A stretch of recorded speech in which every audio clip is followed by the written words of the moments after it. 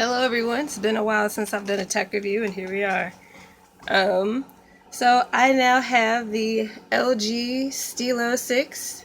It comes with the little pen, as is every LG Stylo in the series, and this is pretty much my favorite part about it. This is my first favorite part.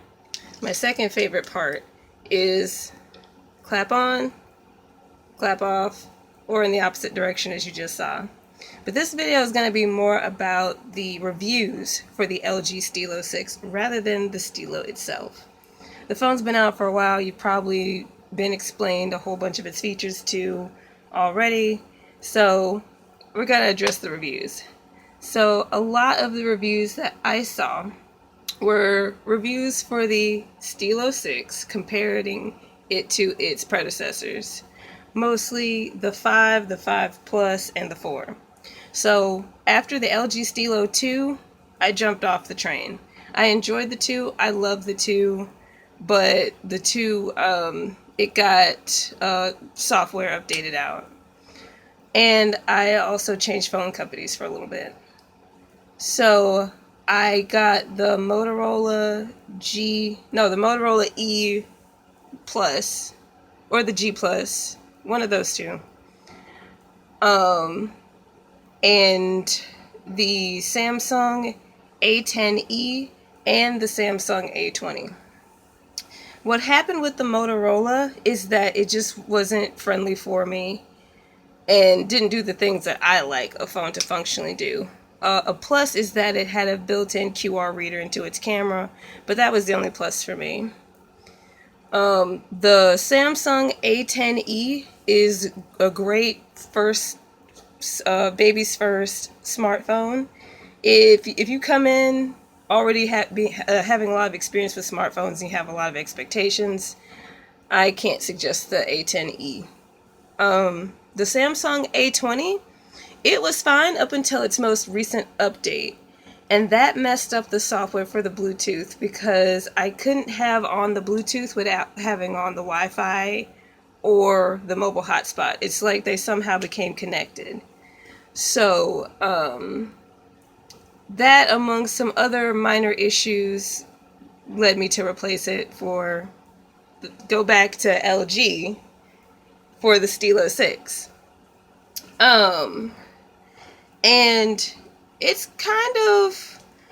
very telling that a lot of the negative reviews for the Stylo 6 are way more about comparing to its predecessors than about the phone as a standalone item.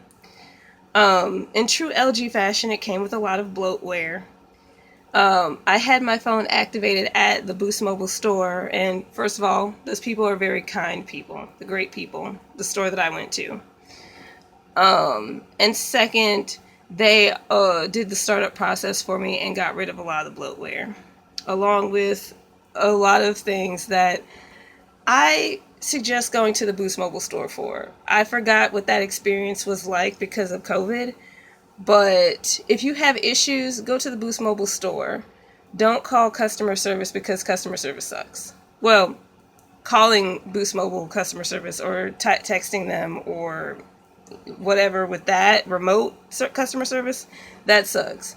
If you can go to a store, go to a store if the people in your area are decent. People in my area are very decent. The people that were at the store that I went to were awesome. And I'm hesitant to say the location because I don't like blowing people up because I don't like people getting bombarded or whatever. But I've been to 2 Boost Mobile locations frequently. One in the area that I used to live in, and one just like that is the central Boost Mobile store as far as my mind is concerned. And there was one Boost Mobile store I didn't have such a great experience in, and it was a store that was very off track that I don't normally go to, and I haven't been back since. I think it's actually closed. But the store, if you can get to the store, get to the store. It was the people at the store that actually helped me look up more reviews, because initially I looked up the reviews just on Boost Mobile, and it has a 3 out of 5 or a 4.5 or 3.5 out of 5. And then we looked on a non like, I guess, like non-brand bias or non-network bias site just for the phone, and that's still where the comparison criticisms came in. To compare the phone, I already like it way more than I like the Motorola and the Samsungs that I had. But of course, updates can change things. I was actually enjoying the Samsung A20 until the update, where more than just a few things went wrong.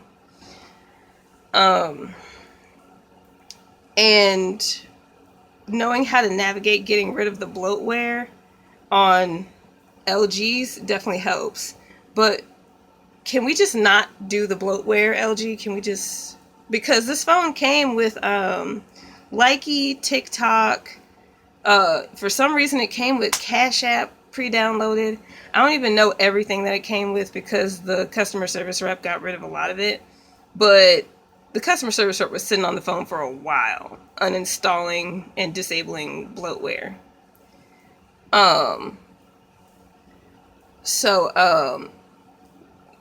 gonna contribute to the ongoing request to just stop doing that. Like, we don't like that. LG, cut it out. And for the most part, I think LG is the only one with that major complaint, because when I look up other phones, when I looked at the Motorola and the Samsung and looked at quite a few other phones, none of them really have that bloatware issue like LG. And I don't really know about anyone complaining about there just not being enough preloaded stuff on their phone, so they don't have any internal storage and they always have to go for extended storage. I'm never going to be one to depend on internal storage. I will always have a phone with external storage expansion. I love getting a few more gigabytes of SD card for my pictures and my music and my videos. I'm that type of person. But yeah, so I'm going to say this phone is so far so good.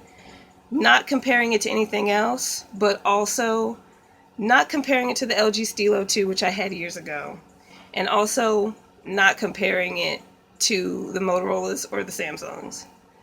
And when I do compare them to the Motorola and the Samsungs, it's even better. So, shop at your own discretion if you're considering getting the LG Stylo 6. And really any phone. But because this phone is in a series, as you may already be familiar with the Motorola and a few other phones, the comparison game is very real. So be wary of all the reviews that compare the phone to previous phones instead of a standalone review of the phone itself. And that's all I have for you tonight. Thank you so much for tuning in. Come back for more content. Hopefully I'll be uploading more frequently in the near future. And stay safe, take care of yourselves, take care of each other, and Black Lives Matter.